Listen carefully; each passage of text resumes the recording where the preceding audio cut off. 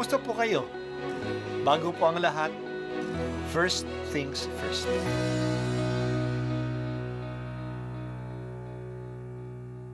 Good morning po.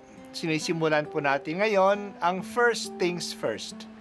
At dito po, tinatalakay natin sa unang bahagi ng umaga natin ay ang first readings na binabasa po sa banal na misa. Ito pong tinatalakay natin kasi madalas po kasi marami na tayong alam tungkol sa gospel readings. Pero konti po ang nagsasalita sa first readings. Pero ang first readings, bahagi din po yan ng Biblia, ng banal na kasulatan. Kaya susubaybayan po natin ang mga first readings, basahin po natin at kuminsan kailangan ng basahin ng 2 o 3 beses bago maintindihan kasi hindi po tayo familiar sa mga istorya at sa mga kaisipan na tinatalakay dito. Ang pagbasa mula sa ikalawang sulat ni Apostol San Pablo sa mga taga-Tesalonika. Tungkol naman sa pagparito ng ating Panginoong Hesukristo at sa pagtitipon niya sa atin, ipinamamanhik namin sa inyo mga kapatid, na huwag kayong magugulat agad o mababahala sa balitang dumating na ang araw ng Panginoon. Huwag kayong maniniwala kung sabihin nilang ito'y hula o pahayag, o kaya'y sulat na nanggaling sa amin o sa anumang paraan. Huwag kayong padadaya kanino man. Tinawag kayo ng Diyos sa pamamagitan ng mabuting balitang ipinahayag namin sa inyo upang makasama sa kaluwalhatian ng ating Panginoong Hesukristo.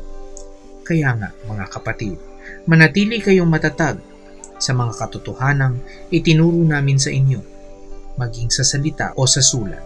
Aliwinawa kayo ng ating Panginoong Hesukristo at ng ating Diyos at Ama, na umibig sa atin at sa kaniyang habag ay nagbigay sa atin ng walang pagbabagong lakas ng loob at matibay na pag-asa.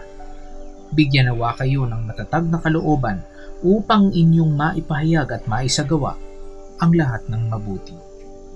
Ang salita ng Diyos. Salamat sa Diyos. Noong panahon ni Pablo, malakas ang paniniwala ng mga Kristiyano na babalik na agad si Jesus. Siya ay umakyat sa langit at nangako na babalik muli. Akala ng mga tao noon na agad-agad na siyang darating. Ang iba, iniwan na ang kanilang trabaho kasi darating na ang Panginoon. Bakit pa sila magtatanim na darating na ang Panginoon? Hindi na nila maaani ito. Kaya sumulat si Pablo sa kanila na huwag silang mabahala sa balitang dumating na ang araw ng Panginoon o agad nang darating.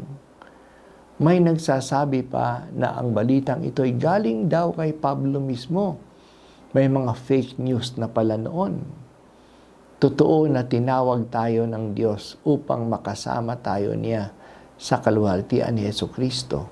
Pero hindi natin alam ang panahon at kung kailan uli babalik si Jesus. Kaya ang mabuting gawin ay manatili tayong palaging matatag sa mga itinuro sa atin ng mga apostol, maging sa salita o sa sulat.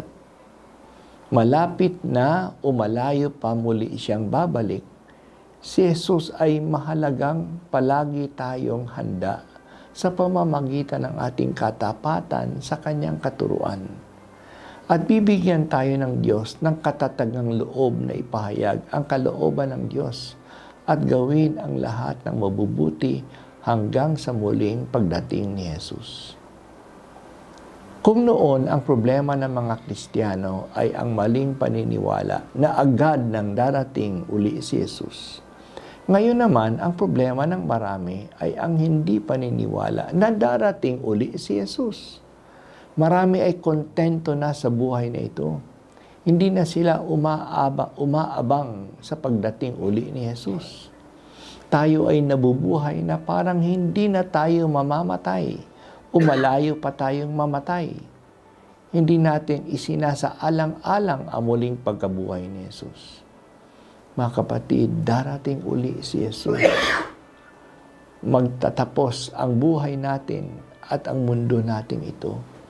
Hindi natin alam kung kailan at mabuti yan. upang hindi tayo magpabaya o matakot.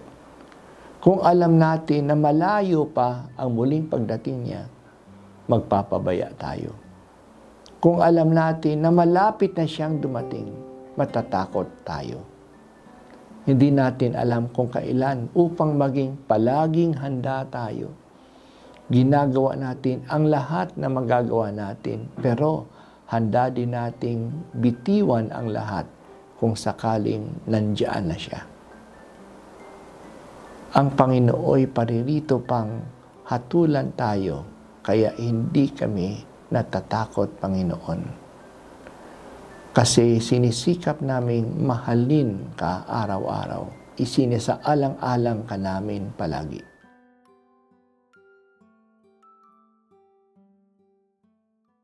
At ako po ay si Bishop Broderick Pabilio dito sa First Things First.